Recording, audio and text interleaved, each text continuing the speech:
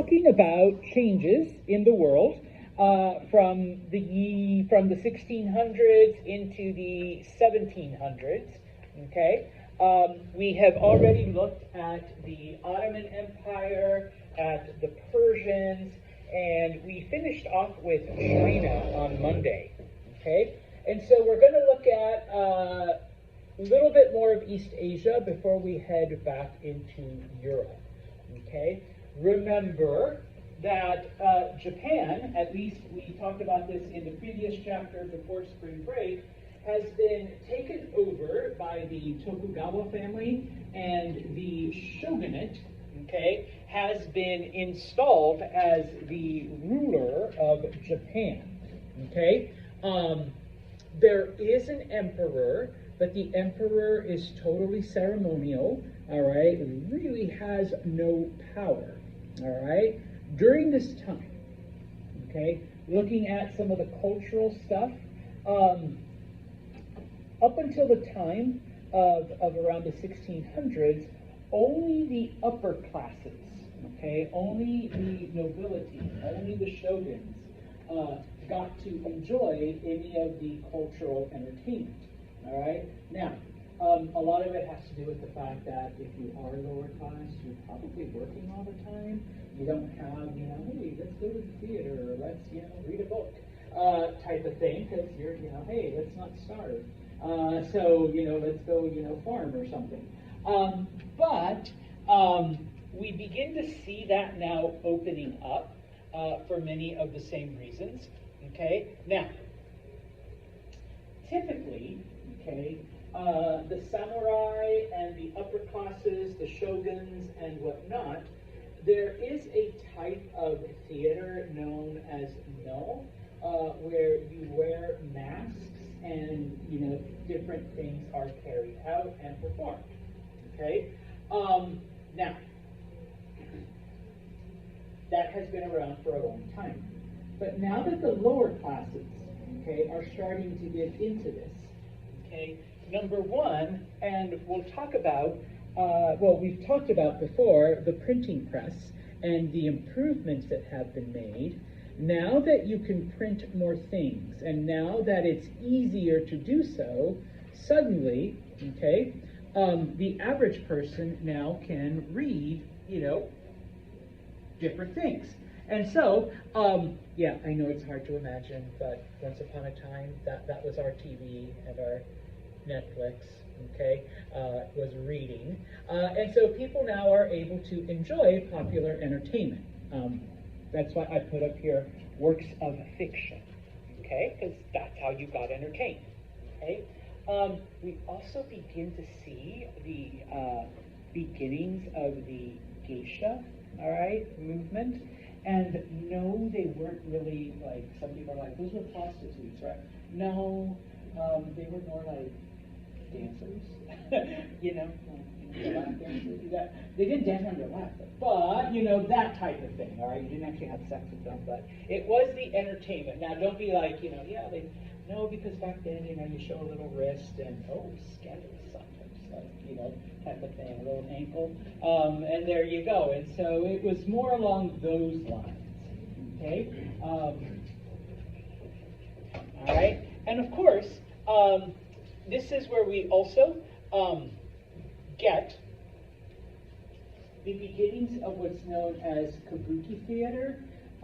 This is the one with all the white face paint, and of course the full dress and the fans and whatnot. Okay, there was music, and there was typically a story being told through the dance and through the expression. All of the parts were done by men, okay, but don't think it's weird, because even in Shakespearean times, Shakespeare's plays, all the women's roles were done by men, okay, so it was just like women, all right, it's not cooking, it's not cleaning, it's not babies, so, you didn't get to participate. Yes, and maybe for next class I'll have maybe just a couple clips, or if you're curious, you can actually see it on YouTube, different kabuki type, because it's still pretty popular. You can still go to Japan and watch kabuki musical theater. Okay, Now,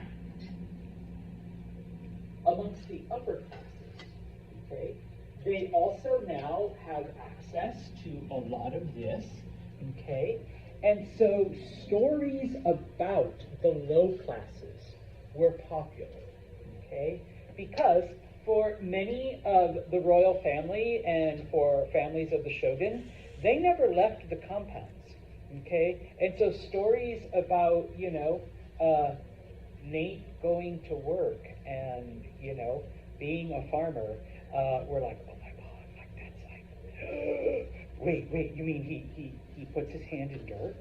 Oh my goodness, okay? It was, another world, and it's obviously we're gonna embellish, so maybe he has to get past, thieves and assassins, just to get to his job, all right? He's like, yeah, I do every day sometimes.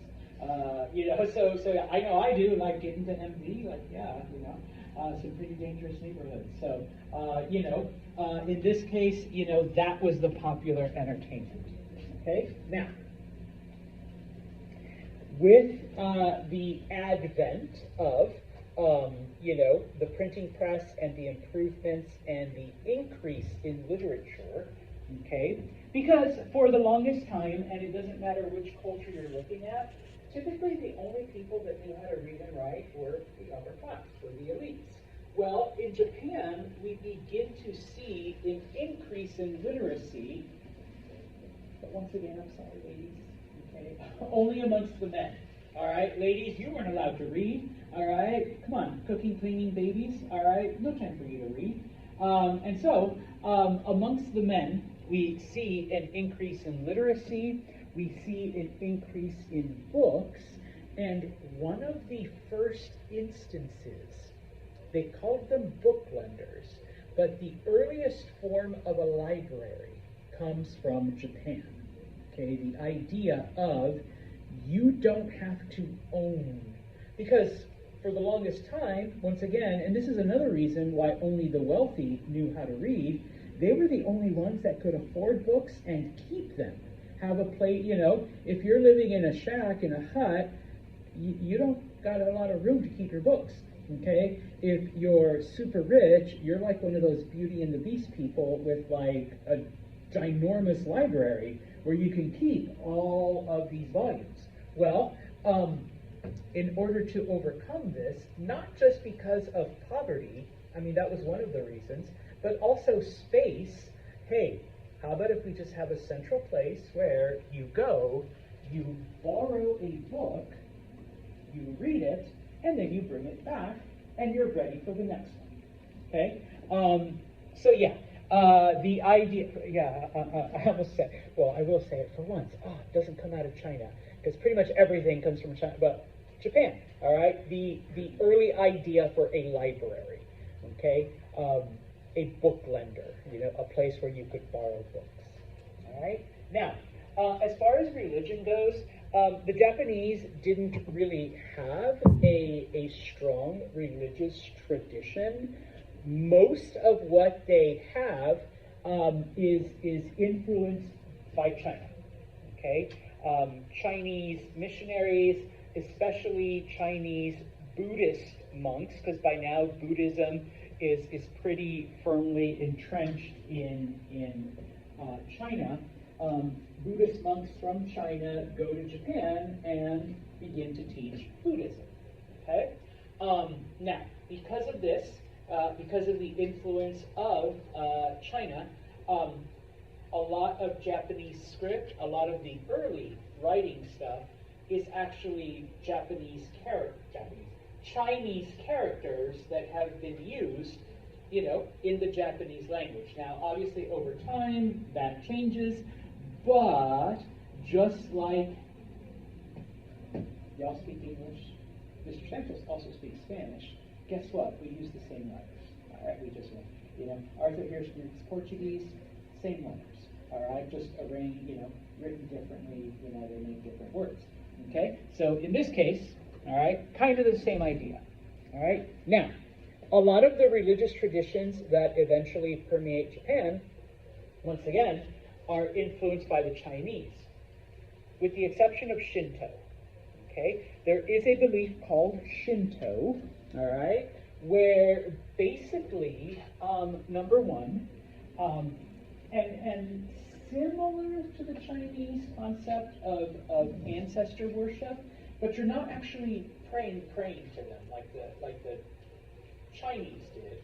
But you are honoring them, you are venerating them, you are acknowledging their influence in your life, even though they've passed on. Okay? Shinto also believes that everything is sacred and that everything can and maybe has a god in and of itself. Like, I'm not an expert on Shinto, but the way I understand it is that, like, you know, there's tree gods, there's grass gods, there's air gods. It was literally snowing 10 minutes ago. Snow gods. You know, like, everything has a god that represents it. Okay? And some places are special because there are certain spirits that occupy it. Okay? So there might be like a sacred tree, and it's sacred because there are numerous spirits that either inhabit the area or inhabit the actual physical tree or are influenced, you know, by these things. Okay, so Shinto is a very nature-centric form of worship. Okay, like I said, I'm not an expert. I don't understand it like all that much, other than just the surface. All right, but this is one of the beliefs. But eventually, Japan does adopt a lot of like the Buddhism and the Taoism and things of that nature as well. Okay, now moving on. Remember that the Japanese do have an influence from Europe. Originally, various European traders and explorers come, but when the shogunate comes into power, a lot of those are expelled. One of the reasons was because, you know, these Christians are always fighting amongst themselves. They're trying to gain converts, which, you know, listen to Jesus, don't listen to the shogun, type of thing. So many of them are excluded, except for the Dutch. Okay?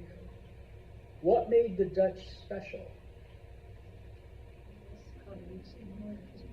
Yeah, they didn't care about religion. They didn't actually come to preach to you. They didn't care less what you prayed to. They just wanted your money. Okay? And so because, you know, there were no Dutch missionaries, there were, you know, they weren't trying to preach Calvinism or anything like that, they were allowed to stay. Okay? Now, in order to facilitate this exchange, okay, obviously, the Japanese, being very industrious, very ambitious, you know, not wanting to lose any of the control, they begin to learn to read and write and speak Dutch. Okay, so now, you know, the Dutch show up, there's a Japanese merchant, the Japanese merchant can speak to them in Dutch. Okay, they don't have to try to translate, you know, from Japanese. Okay, and in fact, there is a phrase that people used in the 1700s called Dutch learning to refer to any outside, any European thing. Doesn't have to be Dutch, okay? But anything that came from outside of Japan, they referred to it as Dutch learning, okay? I don't know why, okay? Maybe because the Dutch were the only ones allowed for the longest time, okay? They were the only outsiders, okay? Now, little by little, okay, because obviously, all right, and once again, if Nate is a Japanese merchant and he wants to deal with the Dutch merchant, he has to learn Dutch. Where's he going to learn it? Or how? Okay, he's going to have to either interact with, you know, some of the Dutch people. He is going to have to read stuff printed, published in the Netherlands, okay? And along the way, okay, he's going to learn not just Dutch, but he's going to learn these new ideas, all right? These different things, because he's reading Dutch text. And who knows, maybe Nate is lucky enough to travel to Amsterdam, where he spends like 3 months perfecting his language, but he's not just learning the language, he's also learning about Dutch culture and Dutch customs and Dutch ideas. And so he comes back, okay, and little by little, Japan gets influenced by these European ideas. Okay? So by opening up yourself to a new language, you open yourself up to new ways of thinking and new thought and new ideas. Okay? And these begin to spread throughout Japan. Okay? And of course, Nate talks to the shogun and says, you know what, if you don't want other Japanese people to get these beautiful European thoughts in their heads, you know, maybe we should have, you know, Dutch stuff here in Japan, so that, you know, you don't have to send someone. Now, if Brady wants to learn Dutch, we're not sending him to the Netherlands because we have all the stuff we need here. Okay? So, beginning in 1720, the shogun begins to allow foreign publications inside of Japan for the purpose of teaching Dutch. But as Brady begins to read, is he going to absorb the ideas, not just the language? Well, yeah. All right, so those ideas now begin to spread as well. Okay? And so we begin to see that science and geography and fiction and nonfiction, all kinds of stuff, begins to get translated from Dutch into Japanese and from Japanese into Dutch. Okay? And so now they're exchanging ideas. Okay? And now you're reading those things. Okay? The very first Dutch-Japanese dictionary is published in 1745. So now, because back then there was no dictionary. Okay? And now I don't got to go to Nate, the original Dutch learner, and go, hey, Nate, how do you say, no, I could just pick up my dictionary and, you know, from Japanese to Dutch and back and forth. And yeah, okay? And so now, of course, this has kind of a snowball effect, but we'll talk about that in the next chapter. Okay? For now, we're going to go back to Europe. Okay? And during the 1700s, we enter a period of time known as the Enlightenment. Okay? Now, up until now, we have been seeing Europeans, little by little, move away from the explanations of, because God said so. Okay? To looking for a much deeper and more profound answer. Now, obviously, if you tie it together, number one, this starts with the plague because, you know, hey, God, we prayed and prayed and prayed and prayed and prayed, and guess what? Everybody still died. All right, so what the fuck? All right? And then, of course, during the time of the Renaissance, they looked to Greek, they looked to Roman engineering and different principles and different ideas. And remember, the Romans built the greatest roads in the history of ever, okay? The Greeks knew that the earth was round and you know, earth, you know, goes around the sun, okay? All without Christianity, okay? And yet, here we are, once again, pardon my, we're pooping in buckets and throwing it in the street, okay? We're walking in mud, okay? And people think the earth is flat and that the earth is still the center of the universe, okay? And we've been blessed, all right, with, you know, the knowledge of Jesus and whatever, okay? So, this continues, okay? People begin to move away from just religious, because that's what God wants, because God said so. Because, you know, yeah, whatever, okay? God was just sad a couple minutes ago. That's why it was snowing, all right? And now that the sun's out, it's because God's happy with, you know, sunshine, okay? And so, humans begin to move away from this and try to not only improve themselves, but trying to better understand the world around them. Okay, yes, for thousands of years. Why does this happen? Because that's what God wants. But now they're like, let's actually figure out why that happens, okay? And yes, we know cold weather system, hot weather system, like pressures, moisture in the air, it releases. Let's figure that out, okay? And so, in this case, then, that is basically the Enlightenment, okay? It is during the time of the 1700s, okay? Basically moving away from a religious, a God said so explanation to human reasoning, okay? To science and experimenting and collecting data, all right? And hey, I know, you say that it's because God wants it to, Jade, but according to this, like, there's, the wind is playing into it, and like the moisture and the barometer, and all of this, okay? So in this case, we are going with that explanation, okay? Now, it all starts with a couple of astronomers, okay? Copernicus and Galileo, all right? Even though they didn't quite know that they were doing it because they lived like 200-300 years before this time, okay?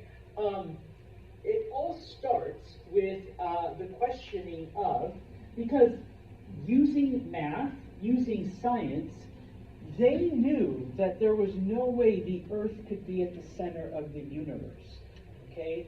What do you guys say today? The math wasn't mathing, okay? Like they would watch the stars and the planets and the sun and the way they moved in the sky, and it's like there is no, according to the data, there is no possible way that the Earth is in the center, okay?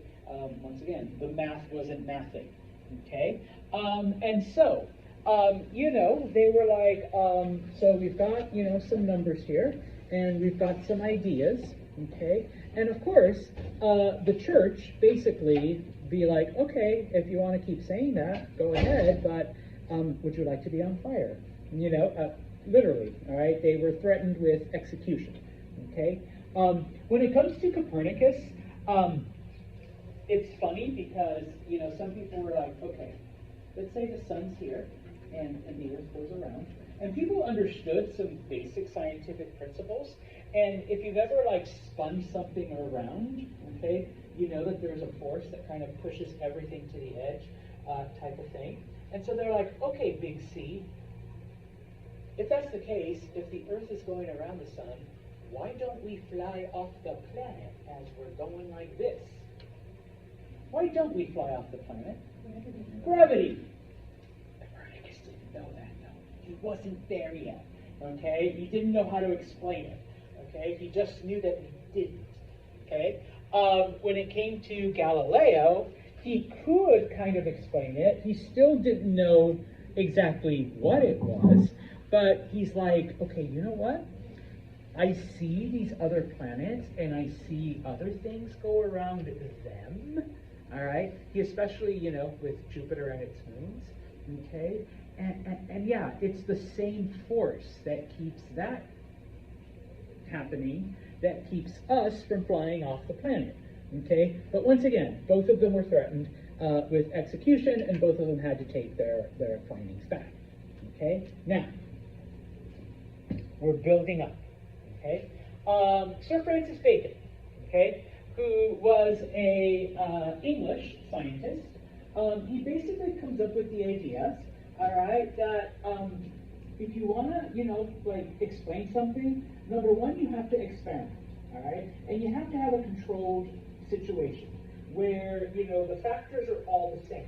And you're doing the stuff, and you're collecting data and making observations, okay? And once you do this, now you can say, okay? So you can't just tell me because God wants it, all right? Because there is literally no observable data that I could record that tells me that, okay? But, you do other things, and you observe it, and you record it, and boom, okay? Now, we finally get to Newton, okay? He's the guy that, hey, Copernicus, Galileo, if I could, do a Ouija board thing, It's called gravity. Okay, it's this force that keeps things. Okay, and he basically came up with many of the ideas, laws of motion, laws of gravity, universal laws that basically, explained, and using math to explain why, all right, it happened and it maintained a certain thing. Okay, why was I going for that? Over here. Okay, now, a couple other things begin to happen. Okay, the idea of bioprospecting, at least that's what they called it back then. Okay, these scientists, and in this case, botanists, they observed things in their home countries, so England, France, wherever, and were like, okay, if we can look at these trees and we look at these bushes and we know, these things, why can't we apply that knowledge to this new place, America, all right? And, because there's trees and there's plants and there's bushes, so doing those things, okay? And, we're sailing into these islands in the middle of the ocean. And, okay, they look different, but there's trees, there's plants, there's, so why don't we apply that knowledge that we have and use it in other places, okay? And, in theory, it makes sense, but, of course, the problem is, I didn't see a lot of those trees outside of Christmas growing up in California, okay? We have palm trees. You guys don't have palm trees here. Okay, we have orange and citrus trees. Y'all don't have a lot of those here. Okay, so while some of the principles are similar in classification and how things grow and stuff like that, a lot of things are different. Okay, and so in this case, then they realized that there are certain principles that are universal.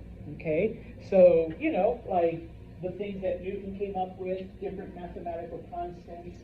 When it came to astronomy, okay, the moon will always orbit 28 days, the stars will move the same rate across the sky. And so, yes, okay, we can do those things, all right? Other things, though, all right, it's going to take a little bit more experimenting and a little bit more observation, all right? Now, we begin to see, then, when it came to military training, we're not just preparing you to fight anymore, okay? With this knowledge, okay, number one, we begin to see the teaching of engineering principles in military schools, all right? Because yes, sometimes you have to go over ravines and you have to build bridges and you have to, do all of this stuff, okay?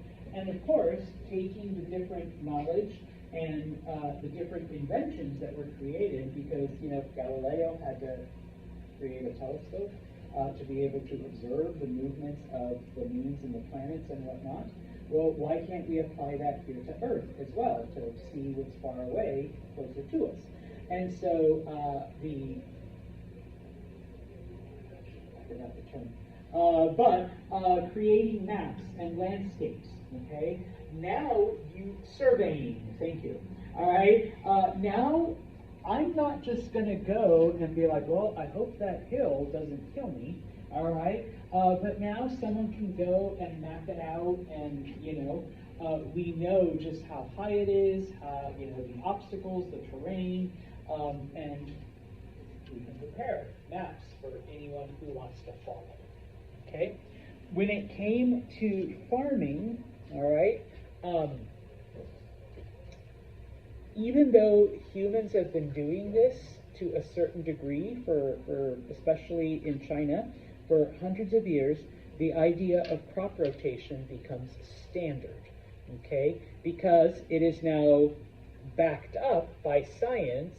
Okay, leave this area alone. It will, in fact, replenish itself. Okay. Also, try planting different crops. okay, that will also increase your yield. Because we've been watching it happen in different parts of the world for hundreds of years, and it's a proven fact. It's not just some, oh yeah, there's damn Chinese crap. No, we've done it in Europe, we've done it in Asia, we've done it in the Americas, okay? And people begin to figure out that you don't just let a boy sheep and a girl sheep go at it and you have little baby sheeps, but if you want sheeps with more fur, or if you want sheeps with, I don't know, bigger legs, because you like to eat roasted sheep legs at dinner, you know, you can actually select which of your animals will breed with each other, and over time, any undesirable trait will be bred out, and the thing that you want will increase, okay? That's how we ended up with pugs. No, I'm joking. Or, you know, shorties, or, I don't know, yeah. All right, not just pets, but, you know, other things, you know, with cattle and with pigs and with goats and, you know, they figured out, hey, we can kind of steer evolution, you know, like we can artificial. It doesn't have big legs because God wanted it. It has big legs because we bred it into them. We made sure that girl sheep with big legs and boy sheep with big legs mated with each other to get even bigger, you know, sides of, you know, lamb chops. All right? Now, when it comes to the philosophies and to the thinkers, okay, they were known as philosophes, okay, number one. It's a French word, just means philosophers, all right? But the different thinkers during this time, okay? And now that we've used science to explain nature and to, you know, improve farming and, you know, to catalog different things, okay? We're no longer saying it's because that's what God wanted, okay? What is the purpose of life? What is the purpose of humanity? Why are we here? Okay? And of course, religion, once again, no offense, but religion is like, okay, yeah, you're going to suffer, you're going to be miserable, you know, everything sucks, but if you're good, you get to go to heaven and enjoy God's paradise and be happy forever. All right? But if you're bad, you're going to go to hell. All right? And you're going to burn forever. Okay? Well, Enlightenment thinkers were like, okay, but why do we have to be miserable in this life? Why do we have to wait till the next life to live in paradise and have joy and like all of that? How about that now? Like, life does suck. We deserve to be a little happy. Hell, we deserve to be a lot happy in this life.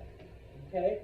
And so, in this case, it's like, okay, you're miserable, you're sad, you're suffering. Guess what? Do something. You know, change your life. Okay? You hate being a farmer? Stop being a farmer and find something else. Okay? You enjoy reading? Then learn how to read and enjoy that pleasure that reading brings you. You don't have to accept the misery of this life and hope that you will be in paradise or God's glory or whatever the terms are in the next life. Okay? This scientific thought now begins to be applied to the governments. Okay? Now, most governments during this time are a monarchy, which means king or queen. Once again, how do you get to be king or queen? You're born into it. Okay? And we came up with the idea of divine right. You're not just born into it, but that's what God wants it to be. All right? if Jade wasn't meant to be the king, Jade would have died at birth. Jade would have been gored by a boar during the hunting trip they took when they were smaller. Or Brady would have been born first, because God can control all that. All right, we're already discounting. That's what God wants. Nature. That's what God wants. Fat sheep. That's what God wants. Drought. So the same thing with the government. Okay. He was an English philosopher who basically said, "That's bullshit." All right. You're telling me, and going back to Henry the 13th, that a 9-year-old sickly, hypochondriac child, that's what God picked? That's what God wants to rule over us? Like, seriously, you want me to believe that? Okay? So John Locke basically said, no. We've only gone along with this because that's the way it's always been done. I mean, there is no divine plan in that. Okay? And of course, does being born first make you qualified to be a king? No. I mean, okay, I'm the oldest son, and so is Frank. All right? I'm sure Frank is not an idiot, but anyone here with an older brother? Is he an idiot? I don't know, maybe. Brady's like he is. Wouldn't want him to be king, type of thing. Frank, I'm sure you're great, but who knows? I know I wouldn't be a good one. But okay, now John Locke basically said, He's like, no. He says, see, what happens is that, okay, when you have a government, there is an unspoken agreement. Okay? The government agrees to protect certain rights. Okay? You agree to give your loyalty to this government in exchange for those protections. Okay? So the government takes care of you, and you agree to, follow what the government says. Okay? Now, if the government doesn't do this, if the government becomes bad, if it's tyrannical, then all humanity, doesn't matter who you are, have a right to get rid of that government and put a new one in its place. No, you're not going against God, okay? Just because you've been told all your life that God chose Jade to be the king. No. If Jade's a tyrant, sorry, Jade. Kill Jade. Overthrow Jade. Decapitate. All right? And guillotine time, and put in a new government. It's okay. God isn't going to do that. All right? So, apply human reason to this. Oh, and of course, he basically, the other concept that John Locke came up with is that, in fact, all men are created equal. So, you don't have one man being born better just because they were born first to the royal family. And, now, you got to take this with a pinch of salt because this did not include women. Sorry, please. Okay? And you had to be a white guy. So, sorry, my fellow brown people. And you had to own property. So, sorry, poor people. Jose's like, damn it. Oh, 1 out of 3. Yeah, so no. Okay? But other than that, you were equal. Hey, it's a start, okay? So we're making our way there. All right? Finally, okay? Okay, this will be the last one, okay? A French philosopher named Rousseau, okay, basically said, or his idea was that all people, sorry, he actually said men, all right, but I'm gonna update it. All people are born good, okay? He believed that in the goodness of humanity. But it's society, it's experience, it's the things that come about that turn us evil, okay? Because if everyone had the because that's what drives it. If everyone had the same opportunities, then humanity would continually progress and humanity would be good. Okay? And it's because of education and it's because of opportunity that people become bad, because they are trying to get those things that they don't have access to. Okay? And so, his thing was thinking that Jade is better just because Jade was born to a noble family, as opposed to Frank, whose family were all farmers, let's say. No. Okay, that's wrong. Okay?